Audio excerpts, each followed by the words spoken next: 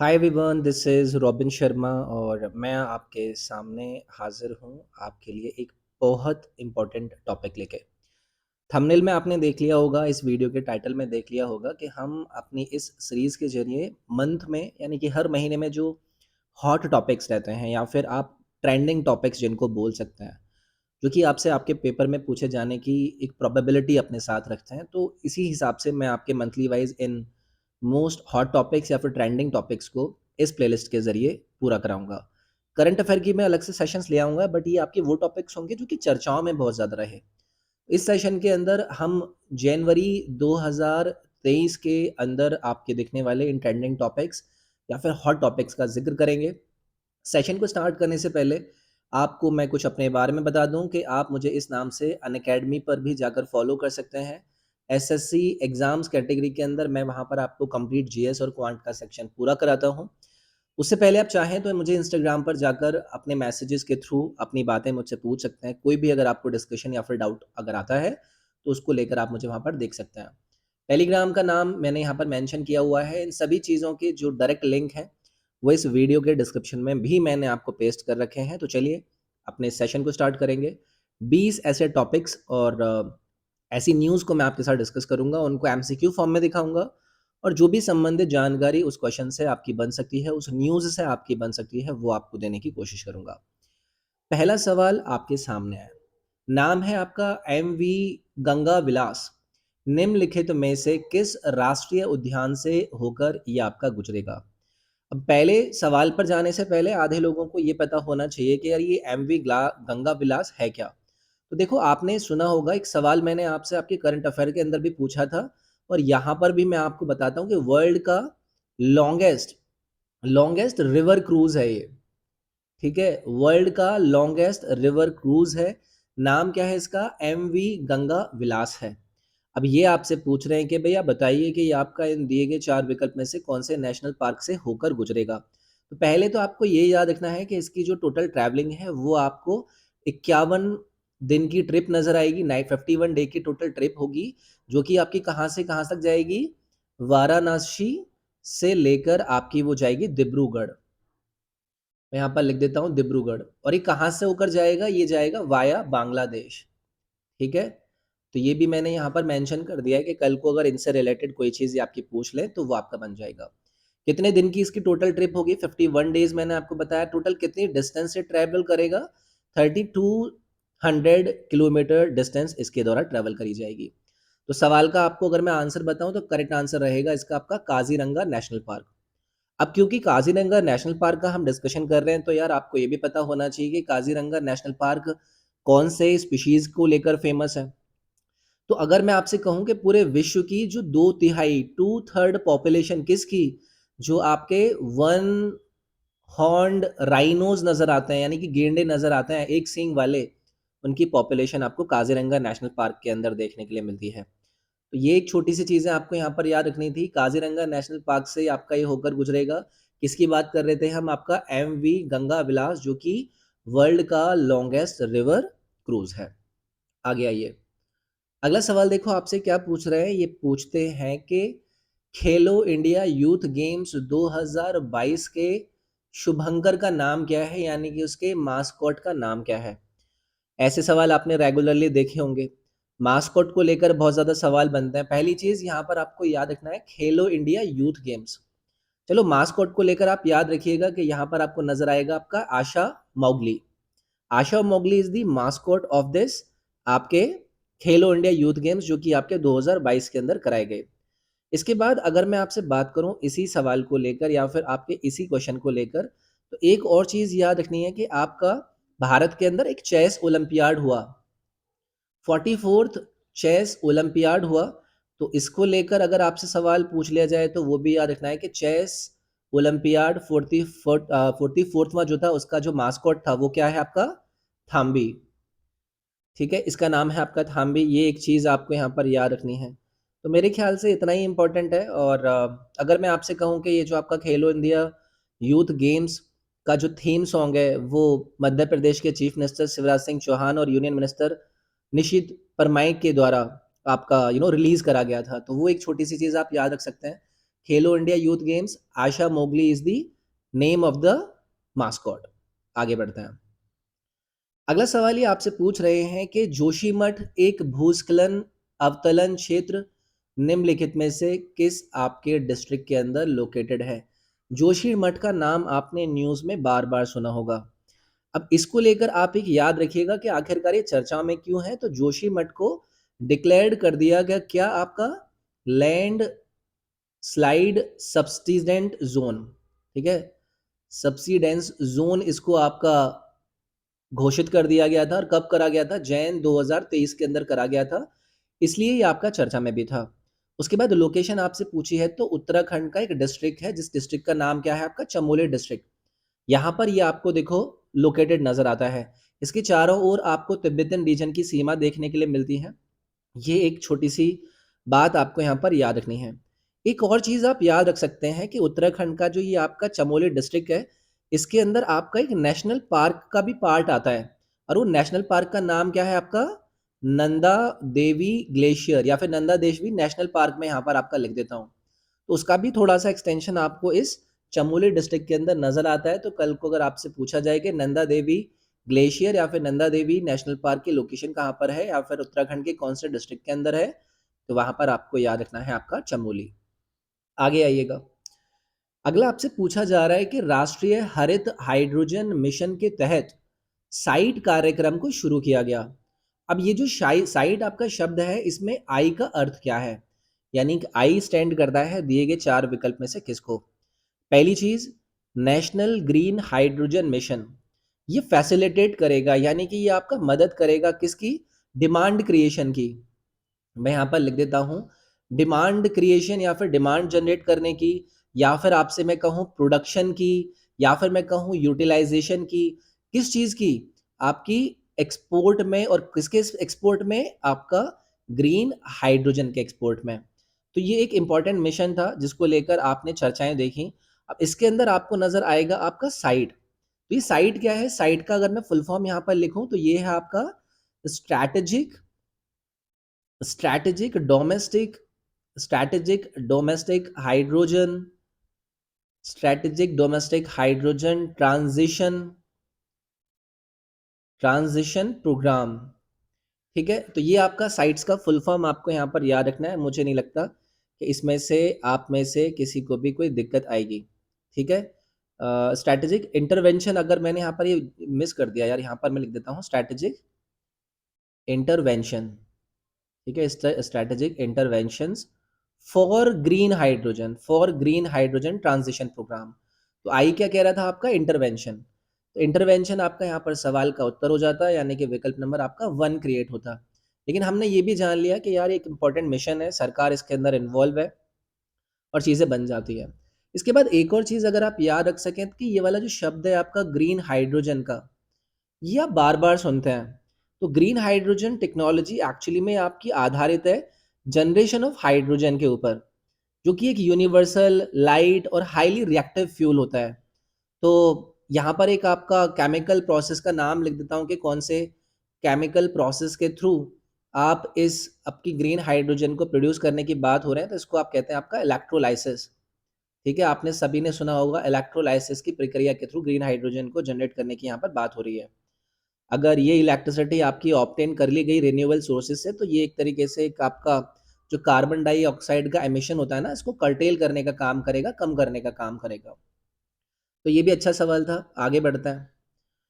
अगला सवाल आपसे पूछ रहे हैं कि कुनमिंग मॉन्ट्रियल वैश्विक जैव विविधता फ्रेमवर्क, इसको आप coming Montreal global biodiversity framework, Canada में संपन्न हुआ। इसका पहला भाग कुनमिंग में आयोजित हुआ था। अभी जो कुनमिंग है ये आपका कौन से देश के अंदर आता है? तो कुनमिंग की अगर सबसे पहले मैं लोकेशन की बात करूं तो उत्तर याद रखिएगा कि ये आपका चाइना के अंदर लोकेटेड है। सवाल को देखो पूछने के लिए कोई भी आपका किसी भी तरीके की चीज यूज कर सकते हैं। तो आपको याद रखना है कि आपकी COP का जो सेक्शन है उसकी अगर पहले भाग की बात करें तो ये आपकी इसी कुनमिंग चाइना के अंदर आपका आयोजन कराया गया था। और वहां पर जितने भी कमिटमेंट्स होते हैं कि बायोडाइवर्सिटी क्राइसिस को हम कैसे आपका एड्रेस करेंगे, तो ये आपको एक जगह याद रखनी है, यहाँ पर लगभग 100 से ज़्यादा देशों ने पार्टिसिपेट किया था। और जो सेकंड पार्ट है, सेकंड पार्ट को लेकर मैंने यहाँ पर आपको बताया, ये आपका आयोजित किया गया मॉन्ट्रियल, कनाडा के अंदर। ठीक है, फर्स्ट पार्ट हमने कहाँ पर किया? चाइना कुनमिंग के अंदर, और दूसरा हमने कहाँ पर कराया? मॉन्ट्रियल, कनाडा के अंदर। कोविड-19 के अंदर बहुत ज़्यादा बैड सिचुएशन थी, तो एक्चुअली में सेकंड पार्ट पहले आपका कुनमिंगम मतलब क्यूमिंग आप चाइना नहीं कराने जाना था, लेकिन उसके बाद इसको शिफ्ट कर दिया गया था आपका मॉन्ट्रियल, कनाडा के अंदर। तो ये एक चीज़ याद रख सकते थे, चर्चा में था, सवाल के रूप में पूछा जा सकता है। अगला सवाल है, विनर बताने मिस यूनिवर्स 2022 की जो आर बोनी गैब्रियल हैं, ये कौन से देश से संबंधित हैं? पहली चीज़ तो यही याद रखिएगा, 2022 की मिस यूनिवर्स की विजेता आपकी कौन रही? R Bonney Gabriel. अब सवाल आपको बताना है कि भैया ये आपकी कौन से देश से आती हैं? तो यार ये आती हैं आपकी यूएसए से। एक और सवाल अगर आपसे पूछा जाएगा कि ये आपका 2022 के अंदर कौन से नंबर का मिस यूनिवर्स विनर को घोषित किया गया, तो ये भी याद रखिएगा, ये 71st विनर रही हैं। नाम आपको देखो याद ही रखना है, और इससे ज़्यादा मैं क्या ही बताऊँ। नाम ज़रूर याद रखिएगा, हो सकता है कल को आपसे सवाल का रूप बदलकर इनका नाम पूछ लिया जाए। आगे बढ़ते हैं, अगला सवाल आपसे पूछ रहे हैं कि ग्लोबल फायर पावर इंडेक्स 2023 में किस देश ने आपका शीर्ष स्थान हासिल किया? टॉप किसने करा है? किसकी बात कर रहा हूँ मैं? आपका ग्लोबल फायर पावर इंडेक्स चर्चा में क्यों था? हाल ही में ग्लोबल फायर पावर इंडेक्स को अपडेट करा गया, और यहाँ पर आपके यूनाइटेड स्टेट्स को मिला पहला स्थान, यानी कि फर्स्ट पोजीशन पर आपको नजर आया आपका यूनाइटेड स्टेट्स। अब यार ये जो ग्लोबल फायर वर्क या फिर फायर पावर आपकी इंडेक्स होती है, ये क्या होती है? तो देखो ये रेटिंग देती है। रेटिंग किसको देती है? आर्म्ड फोर्सेस को। मैं यहाँ पर लिख देता हूँ, आर्म्ड फोर्सेस को रेटिंग दी जाती है। ठीक है, मैं यहाँ पर पूरा लिख देता हूँ, आर्म्ड फोर्सेस को रेटिंग दी जाती है। और most powerful country in the world United states of America को इस इंडेक्स के अंदर आपका दर्शाया गया। और कौन-कौन से आपके आधार होते हैं, तो जैसे कि हम बात करें आपका कि ट्रूप स्ट्रेंथ कितनी है, इनका फाइनेंशियल स्टेटस कैसा है, इनकी मिलिट्री इक्विपमेंट्स कैसे-कैसे हैं, तो इस आधार पर ये इंडेक्स आपकी जारी करी जाती है। इसके बाद अगर रशिया की बात करें, तो रशिया को आपको याद रखना है कि रशिया आपका सेकंड नंबर पे रहा, और अगर आपकी भारत की बात करी जाए तो भारत इसमें 4th नंबर पे रहा। ये छोटी-सी चीज़ आपको यहाँ पर याद रखनी है। साउथ कोरिया इसके अंदर 6th नंबर पे रहा था। ये बातें आप यहाँ पर याद रख सकते थे। अगला सवाल आपसे पूछा जा रहा है कि आपका आईपीएल चल रहा है, आईपीएल का जो स्पॉन्सर है यानी कि प्रायोजक है वो कौन है? मुझे नहीं लगता कि आप में से किसी को भी ये पता ना हो कि भाई आईपीएल आपका चल रहा है, ठीक है? अब यहाँ पर ये लोग पूछ रहे हैं कि बताइए कि कौन-सा वो है जिसने आपका आपके आईपीएल को स्पॉन्सर किया है। तो स्पॉन्सर करने के लिए आपको यहाँ पर टाटा ग्रुप का नाम याद रखना है, ठीक है? आप बार-बार सुनते रहते होंगे, ये आपको याद रखना है। इसके अलावा आपको ये भी पता होगा कि इस बार के जो मीडिया राइट्स हैं, मीडिया राइट्स की बात करूँ अगर मैं आपसे, यानी कि इसके प्रकाशन के जो मीडिया राइट्स लिए जाते हैं, वो रिलायंस एक आपका सामने रखता है, जो कि कौन है रिलायंस का? आपका वाईकॉम 18।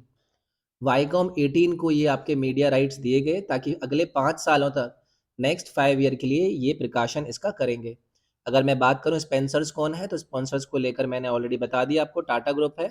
और अगर आपको याद रखना है कि कितने में इनको ये आपकी हासिल हुई थी, तो 951 करोड़ रुपए इसके अंदर इन्होंने लगाया।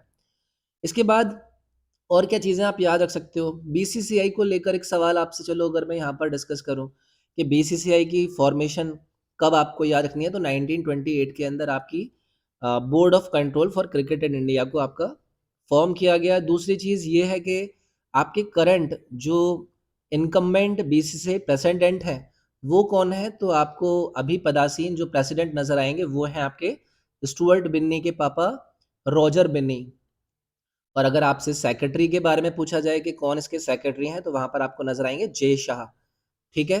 तो ये संबंधित चीज़ें मेरे ख़्याल से आपको याद रखनी चाहिए इन सवालों की। अगला है, राष्ट्रपति भवन के मुगल गार्डन का नाम बदलकर निम्नलिखित में से क्या रखा गया? सवाल मेरे ख़्याल से आप सभी को पता होगा। तो जो आपके आइकॉनिक मुगल गार्डन्स हैं, राष्ट्रपति भवन के अंदर देखने के लिए मिलते हैं, इसको आपका रीनेम कर दिया गया, और रीनेम करके क्या नाम रखा गया है? अमृत उद्यान। अमृत उद्यान इसका क्या है? न्यू नेम है, इसलिए आपका ये विकल्प नंबर बी करेक्ट होता।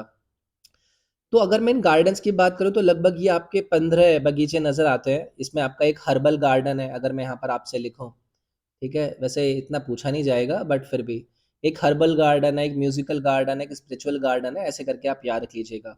तो जो अभी आपका 75वाँ यानी कि आज़ादी का जो महोत्सव है, उसके उपलक्ष्य में इसका नाम बदल कर आपका रखा गया।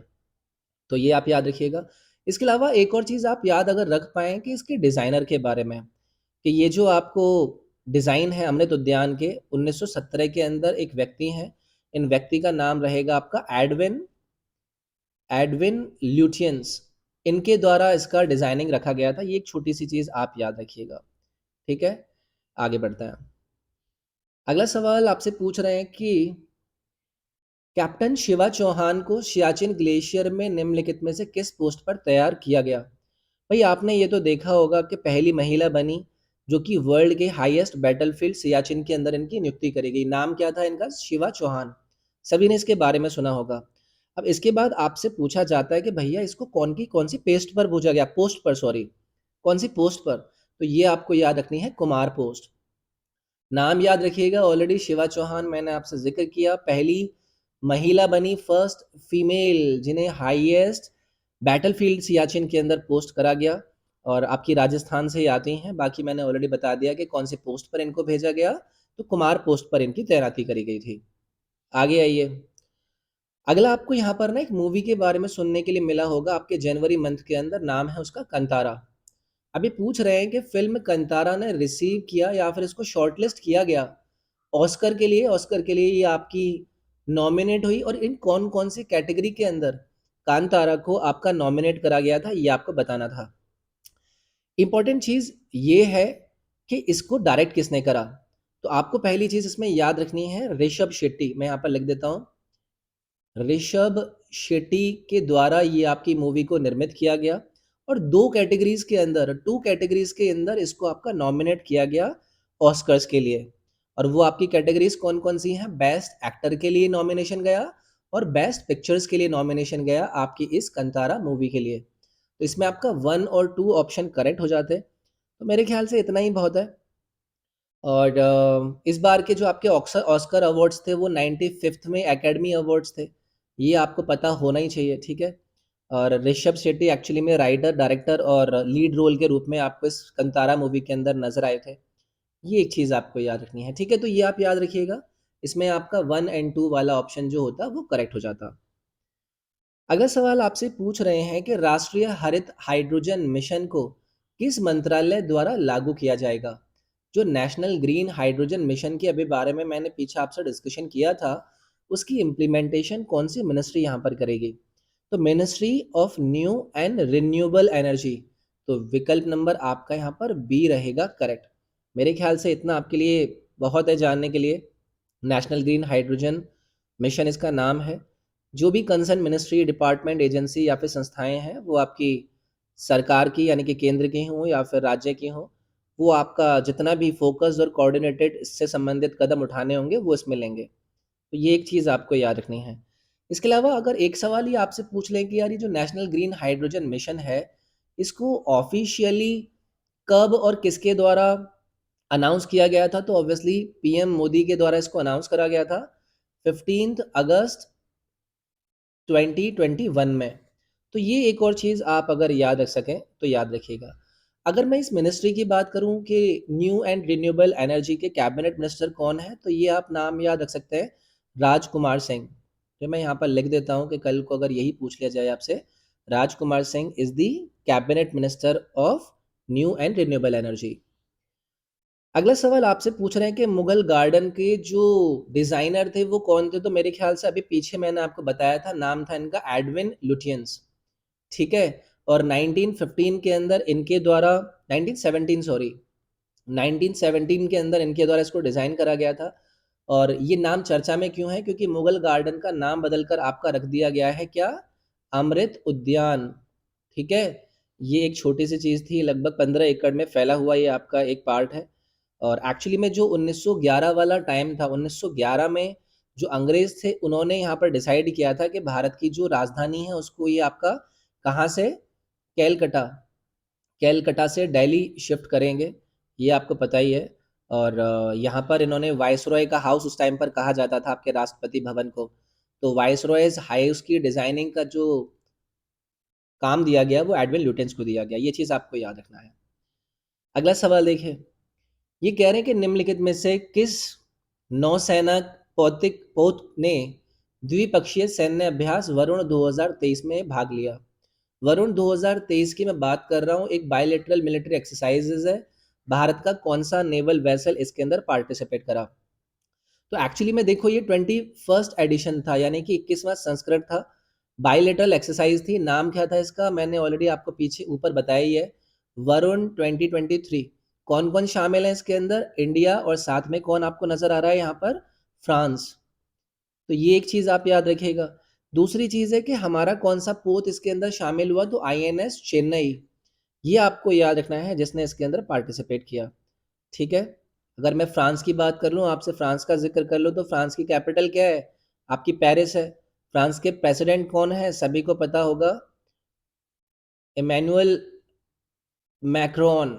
ये याद रखिएगा। करेंसी क्या है? सभी को पता होगा, यूरो में ये डील करते हैं। याद रखिएगा। अगला सवाल आपसे पूछ रहे हैं कि what type of a scheme is the Prasad scheme?